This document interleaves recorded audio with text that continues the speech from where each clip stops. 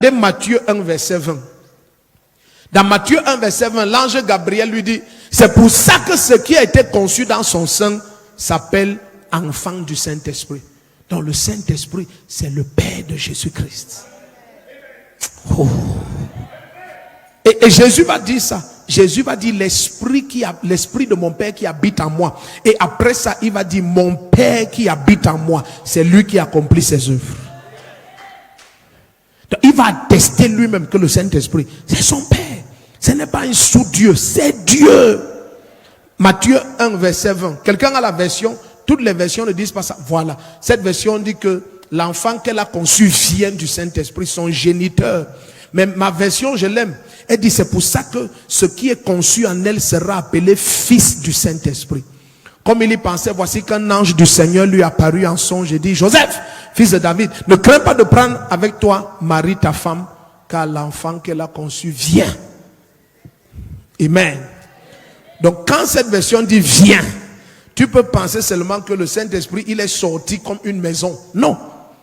L'enfant est conçu du Saint-Esprit. C'est son géniteur. Waouh. Donc maintenant, suis-moi, allons doucement. Donc, rentrons dans les lumières parce que c'est la clé pour que tu comprennes le ministère du Saint-Esprit. Et les chrétiens longtemps, ce message. Tu vois, la série ici que nous commençons dans ce petit lieu derrière la gendarmerie de Mendon, toute l'église à travers le monde aurait dû écouter ça. Malheureusement, j'ai découvert que la connaissance et la notoriété, c'est trop différent. Oui, il a souvent plu à Dieu de faire connaître des choses dans des endroits comme le ravin ici. Donc, maintenant, prends ta Bible, regarde. Donc, maintenant, tu as l'impression que, d'après ce qu'on t'a enseigné du Saint-Esprit, le Saint-Esprit, c'est le parler en langue. Le Saint-Esprit, c'est, mais c'est pas le Seigneur. Mes enfants, oh, shut up. Tous les vambas qui oppressent les gens dans les milieux de réveil. C'est quoi ça? Le Seigneur, c'est pas le Seigneur. Shut up. Un jour dans une église, le gars fait, ainsi parle Jéhovah. Oh, le frère tel, c'est mon mari. J'ai aimé le pasteur là. Il dit, ainsi parle Elohim, tu mens. Comme toi, ce n'est que Jéhovah, moi c'est Elohim.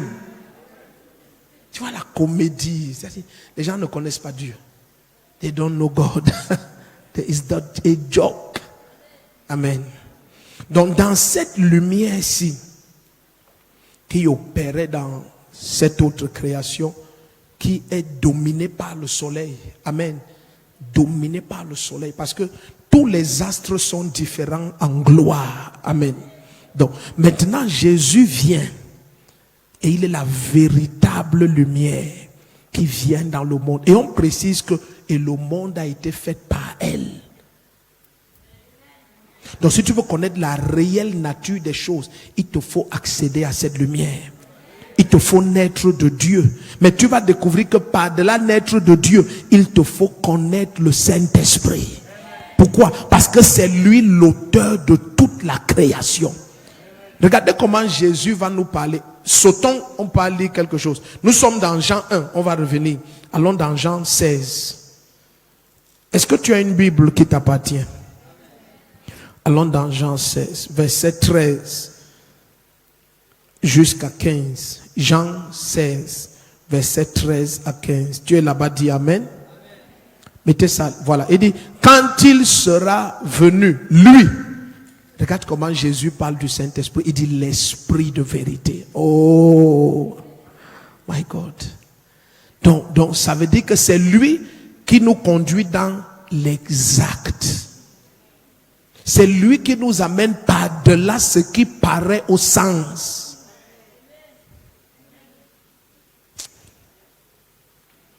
Bon, gardez Jean 16 à l'écran, s'il vous plaît. Laissez seulement ma voix derrière parce que ce qui est important, c'est la parole.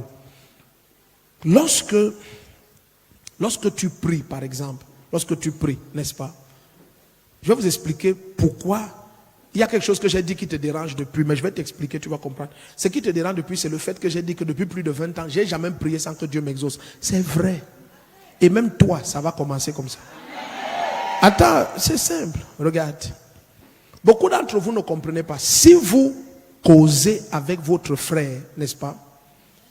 Comme nous causons en français, le français parfois ne parvient pas à exprimer certaines réalités que nous voulons transmettre.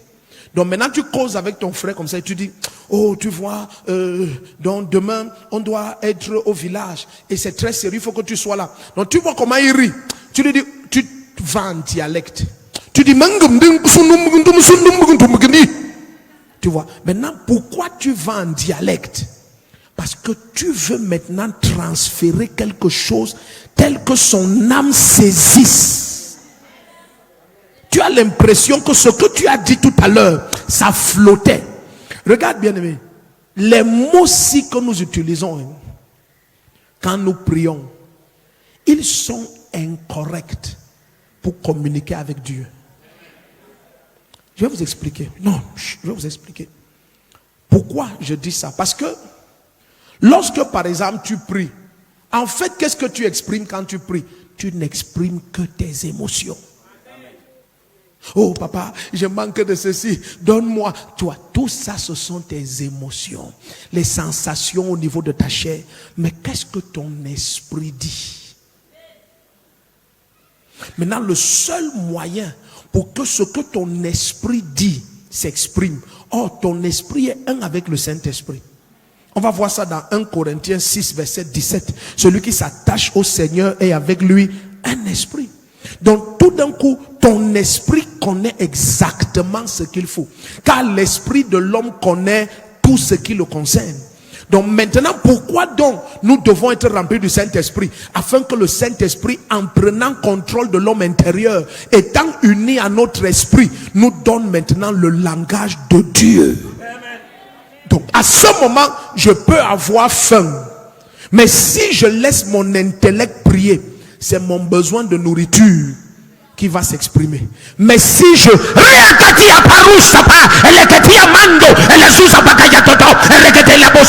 mon esprit est en train d'exprimer quelque chose à Dieu qui peut être en train de me donner une nation à quelqu'un qui a faim. Et mon esprit réclame une nation. Pourquoi? Parce que la famine dont ma chair est consciente, mon esprit ne le connaît pas. L'esprit ne parle pas des détails. L'esprit parle des desseins éternels de Dieu. Allons doucement. Voilà pourquoi l'apôtre Paul dit dans 1 Corinthiens 14 verset 18 que je rends grâce à Dieu de ce que je prie en langue plus que vous tous. Et quand Paul va présenter la prière, il va présenter prier par l'intellect comme la partie inutile de la prière. Il va dire je prierai par l'esprit et je prierai par mon intelligence aussi. Donc le aussi c'est prier par l'intelligence. Donc quand tu vois un chrétien prier par l'intelligence, oh Seigneur, ouvre les portes, papa ouvre les portes, je suis bloqué, ouvre les portes. Tu es bloqué avec cette lumière, tu es bloqué. Ça veut dire que cette lumière, tu ne l'as pas laissé fonctionner. Tu ne peux pas être bloqué. Ce n'est pas, oh non, non, non, ce n'est pas possible. Ce n'est pas possible. Ça ne peut pas arriver. Ça ne peut pas arriver. Ce n'est pas possible. Ça veut seulement dire que tu n'as jamais laissé cette lumière s'exprimer.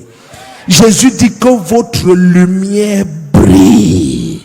Et tout d'un coup, les hommes verront vos œuvres. Que votre lumière brille.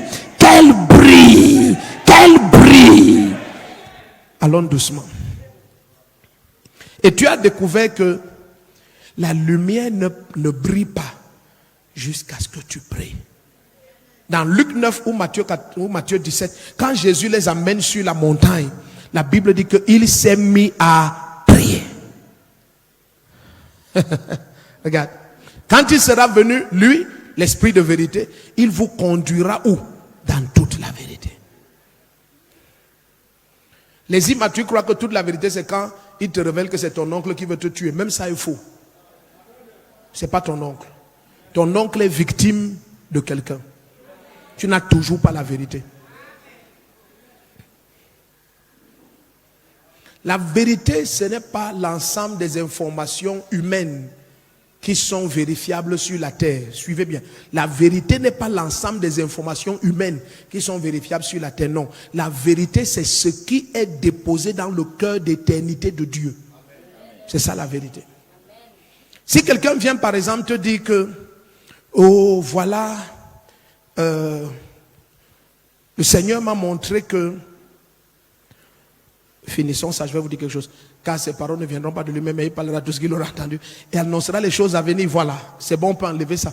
Donc regarde, maintenant, il distingue la vérité et les choses à venir. Il va vous conduire dans toute la vérité et va vous révéler les choses à venir. Donc les deux sont différents. Donc maintenant, le Saint-Esprit est là pour que nous marchions dans toute la vérité. Amen. Dans toute la vérité. C'est possible que avec ton intellect, tu veuilles prier que la situation change. Alors que dans toute la vérité, elle est destinée à être comme ça.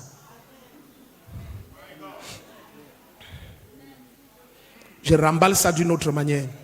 Imagine quelqu'un qui te dit par exemple, et un jour j'ai dit ça à un grand leader, c'est celui qui me visionne parce que eux ils me visionnent beaucoup, un très grand leader. Je lui ai dit voyage, tu viens au Cameroun.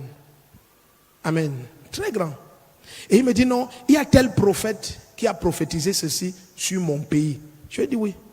Ce qu'il t'a dit, ça va se passer, mais ce n'est pas la vérité. Le fait que tu as vu une voiture faire un accident avec telle personne dedans, ça ne veut pas dire qu'il est mort. Si tu n'as vu que ça, ça montre que la lumière dans laquelle tu fonctionnes, tu n'habites pas dedans. Parce que si tu habitais dedans, tu aurais pu te rapprocher de la voiture pour voir dans quel état sont les personnes.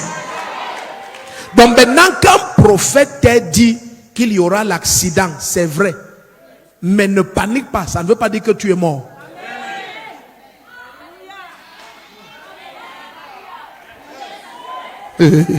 Assieds-toi. Je parle de vrais prophètes, je ne parle pas. Parce que 99,9% de tous, c'est des comédiens. Je vous dis, si vous alignez 100 000 soi-disant prophètes, il y en a autour 2 qui sont vrais. Si vous mettez 1 million, il y en a peut-être 10 qui sont vrais. Sur 1 million, je parle devant Dieu, 10. Ne voyez pas prophète, vous croyez aussi des conneries.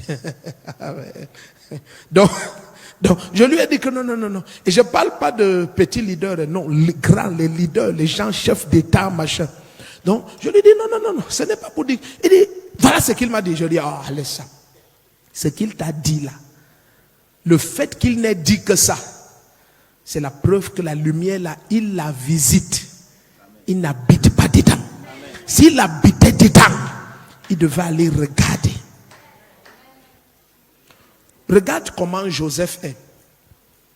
Joseph ne va pas seulement te dire que il s'agit des animaux qui sont XY. Non. Ce monsieur s'est tenu dans cette lumière des hommes. Et il a eu l'écho d'une scène réelle dans la lumière véritable. Mais à son niveau, l'écho a résonné comme 7 vaches maigres qui sortent du Nil et qui avalent les grasses et elles restent maigres. 7 blés chétifs qui sortent du Nil, qui avalent les grosses. Donc, ça, c'est le reflet de la véritable lumière dans son niveau de lumière terrestre là où il est. Regarde à quoi ça ressemble. Voilà pourquoi tout chrétien qui marche par ses songes, il va gâter sa vie. Je te prophétise quelque chose de vrai à 100%. Si tu marches par tes songes, tu vas gâter ta vie. J'ai connu une très grande église ici à Yaoundé, elle n'existe plus. Le pasteur là marchait par ses songes. Et plusieurs fois, j'ai fait attention. Un jour, il a rêvé, tous ses pasteurs le poussaient dans un trou. Il les a chassés tous. L'église là est finie, c'est fini, ça n'existe plus. Ici à Yaoundé, très grande. Quand je dis grande, 500 et plus de fidèles, c'est fini, ça n'existe plus. Depuis près de 20 ans même, ça n'existe plus. Les rêves. J'ai rêvé. Comment on appelle ça? Réunion d'interprétation des rêves. Attends, mais ça fait peur. Amen. Une jeune dame ici, le rêve qu'elle racontait, le Seigneur nous... C'est-à-dire, elle parle des palmiers, machin. Et le Seigneur nous dit non. C'est parce que on a fait ceci. Et là-bas, on t'a donné le nom de... On avait dit quel nom, c'était Keren ou quoi. Elle a dit non, ce n'est pas son nom. Après, elle dit, oh, elle a eu un songe, elle était petite, on l'a amenée au fin fond de l'eau, on l'appelait la reine Keren. J'ai dit, voilà, c'est ça le songe là. Alors. Que tu as vu les palmiers, les singes sautent, et maintenant tu vois ton cousin, ça se répète. C'est ça que ça veut dire. Mais où est le rapport? Où est le rapport? Dans ce songe, où est le rapport? Mais c'est ce que ça veut dire. Maintenant, si Pierre reste dans la lumière des hommes et veut interpréter les réalités de la véritable lumière, il va voir nous, les païens, comme les animaux sauvages. Est-ce que nous sommes les animaux sauvages? Mais à cause de l'état de son âme, c'est comme ça que la lumière lui parvient. Et si maintenant il est comme certains pasteurs d'aujourd'hui, dès qu'il a eu une révélation, boum, ça devient une doctrine.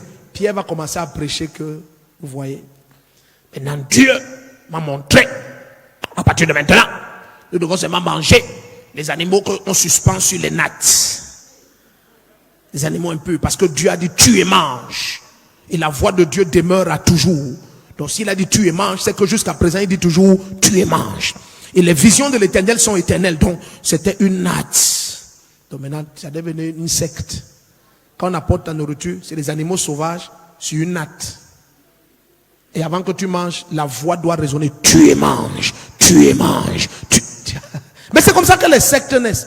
Les sectes naissent parfois de vraies révélations divines, mais de mauvaises interprétations. Assieds-toi. Mais peu de personnes comprennent que nous, selon le monde-ci,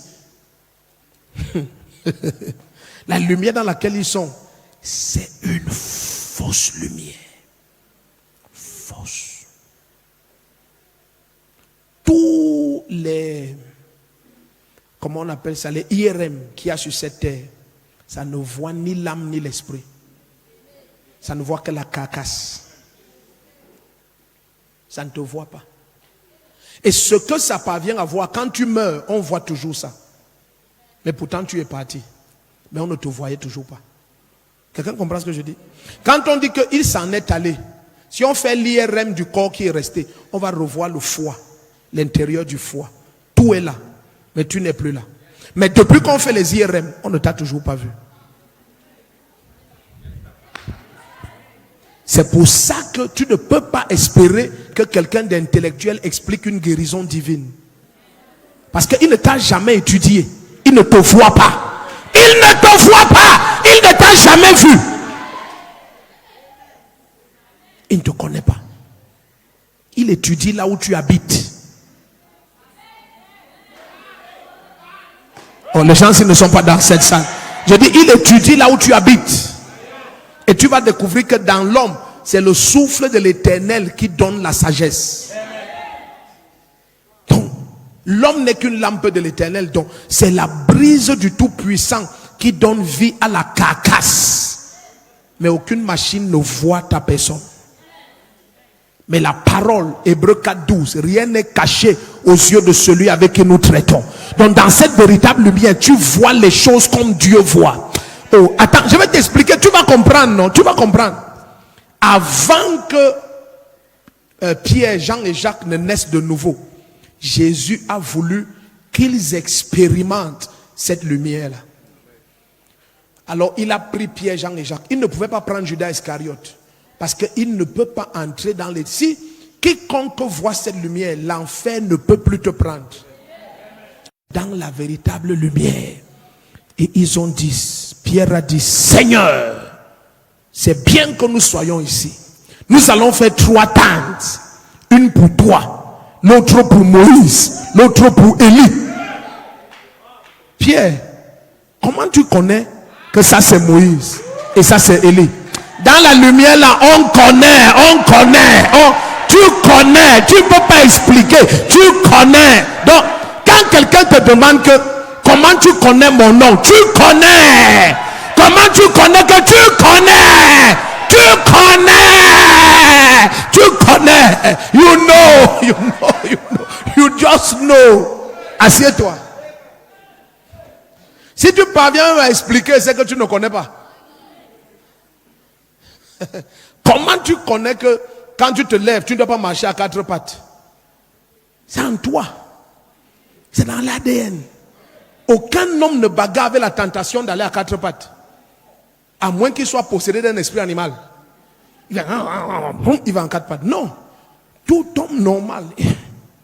Est-ce que tu as jamais eu la tentation de prendre la nourriture envoyée dans l'œil? Qui t'a enseigné que ça va à la bouche? Dis je connais. Oh, dis je, dis je connais. C'est comme ça la nature de Dieu opère en toi.